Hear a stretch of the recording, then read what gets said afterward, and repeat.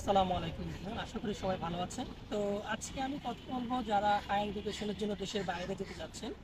তো আপনাদের mainly focus করতে হবে হচ্ছে আপনাদের যে পাসপোর্টটা আছে, পাসপোর্টের সাথে আপনাদের যে একাডেমিক সার্টিফিকেটগুলো আছে, এসএসসি, এইচএসসি, বিবি অনার্স। তো এই সার্টিফিকেটগুলোর সাথে আপনাদের পাসপোর্টে যেন আপনাদের বাবা মার নাম বা আপনার নাম এগুলো যেন কারেক্ট, মানে ঠিক থাকে, স্পেলিং বা নামে যে কোনো ভুল যদি থাকে এগুলো আপনারা আগে থেকেই কারেকশন করে নেবেন।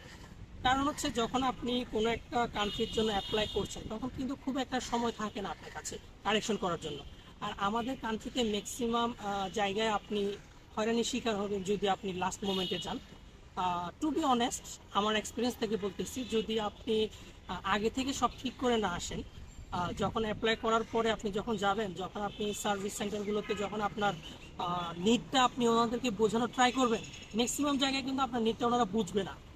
আপনার যে দুর্বলতা বা আপনি যে ঠিক করেন না কাগজপত্রগুলো, ওই জিনিসটা আসলে ম্যাক্সিমাম জায়গায় বুঝে না। তো এই জন্য আপনি মেনলি ট্রাই করবেন হচ্ছে আপনার ডকুমেন্টসগুলো সব রেডি রেডি